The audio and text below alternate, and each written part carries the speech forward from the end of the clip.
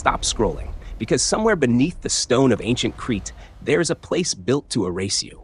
A maze so perfect it turns every step into a mistake, and at its heart waits the Minotaur, half man, half bull, a living nightmare trapped in the labyrinth and hungry for prey.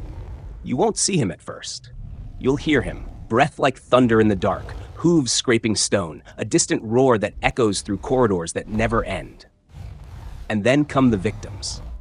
Young lives sent inside as tribute, not to fight, but to vanish.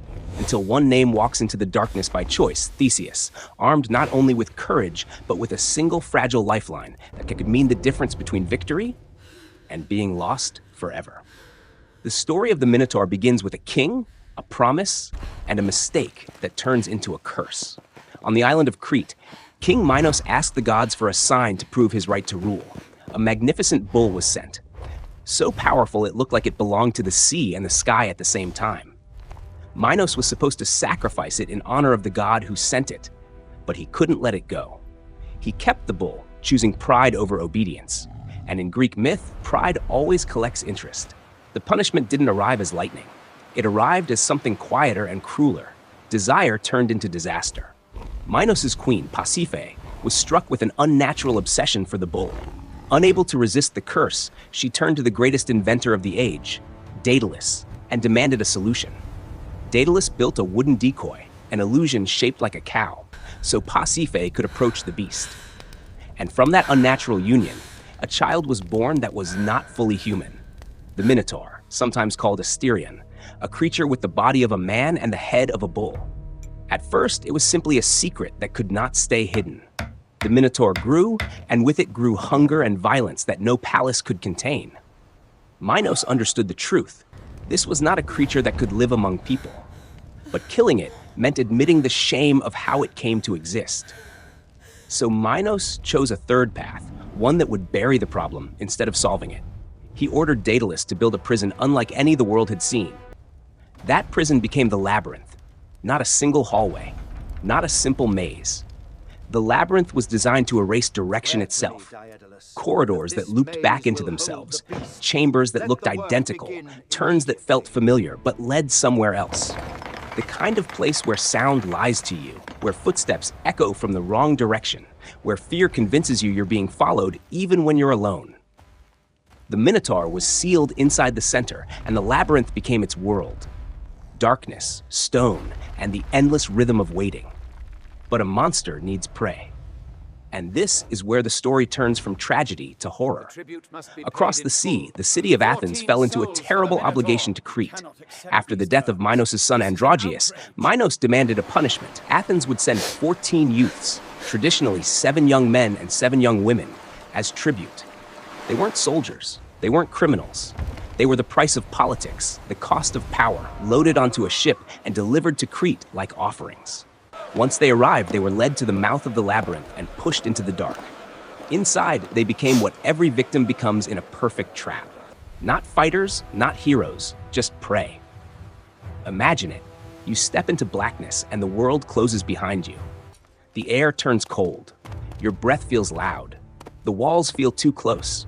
Every corner looks like the last corner. Then you hear something deeper than human. Heavy breathing, a distant scrape of hooves on stone, a low roar that rolls through the corridors like thunder trapped underground.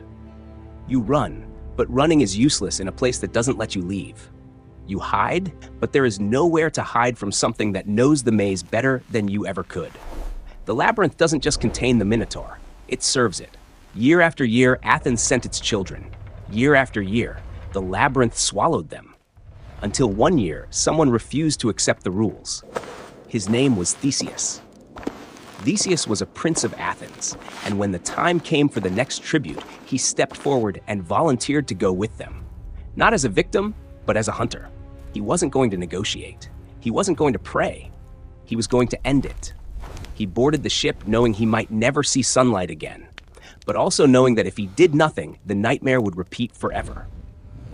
When Theseus reached Crete, the palace of Minos saw him as just another youth sent to die, until Ariadne, Minos' daughter, saw him differently. I will go alone. In many tellings, Ariadne fell for Theseus the moment she realized what he intended. But her help wasn't just romantic, it was strategic. because courage alone cannot beat the labyrinth. Ariadne understood the real enemy wasn't only the Minotaur. The real enemy was being trapped. Even if Theseus killed the beast, he would still die if he couldn't find his way back out. So Ariadne gave him the most important weapon in the entire myth, a thread. A simple spool of string, fragile, human, easy to overlook. But inside the labyrinth, it was a miracle. Ariadne told Theseus to tie one end to the entrance and unwind it as he went deeper, marking the only path that mattered, the path home.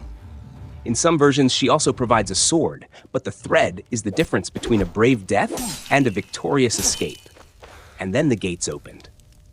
The tribute youths were sent inside. Theseus stepped into the darkness with them, but unlike the others, he carried a plan.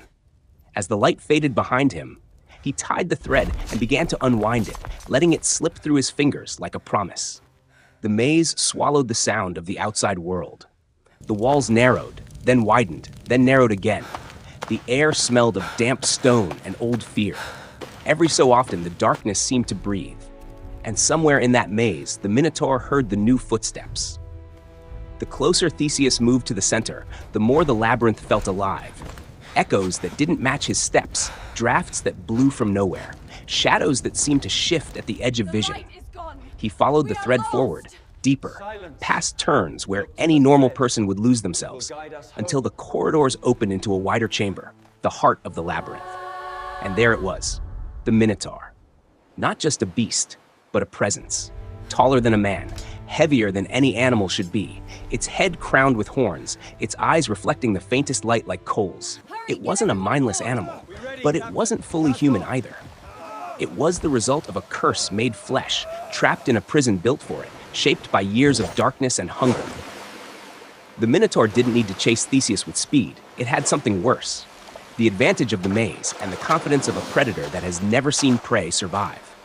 Theseus didn't run. This is the moment your scene demands: darkness, prey, and the confrontation. Because here, Theseus is no longer a prince, and the Minotaur is no longer a legend. They are simply two beings in a sealed chamber, one meant to die, one determined not to. The Minotaur charges, and the sound is terrifying. Hooves slamming stone, breath roaring, horns cutting through shadow. Theseus meets it with focus, not panic. He dodges the horns, keeps his footing, forces the fight into close range where the Minotaur's strength becomes less precise. In some tellings, Theseus uses a weapon. In others, he wrestles and overpowers the beast with bare determination. Either way, the core remains. Theseus wins because he does what the tribute never could. He fights with purpose, and he refuses to be prey. When the Minotaur falls, the labyrinth doesn't suddenly become safe. The air is still cold, the walls are still confusing. Darkness is still darkness. Victory means nothing if you cannot escape. That's when Ariadne's thread becomes the true hero of the story. Theseus turns, finds the line, and follows it back, hand over hand, step by step, leading the surviving youths out of the maze. The thread guides them through the corridors that once promised death, turning the labyrinth from an eternal trap into a solved problem. They emerge into daylight, alive, carrying the weight of what they've ended. But Greek myths rarely end cleanly. Theseus escapes Crete, often taking Ariadne with him. Yet, in many versions, she does not return to Athens. She is left behind on the island of Naxos, and her fate becomes entangled with the god Dionysus. And on the voyage home, tragedy strikes again. Theseus forgets to change the ship's sails from black to white, a signal to his father, King Aegeus, that he survived. Seeing black sails on the horizon, Aegeus believes his son is dead and throws himself into the sea, which later carries his name. So the legend of the Minotaur becomes more than a monster story. It becomes a myth about consequences. A king's pride creating a curse, a genius building a prison, a city paying in children, and a hero who proves that courage alone isn't enough.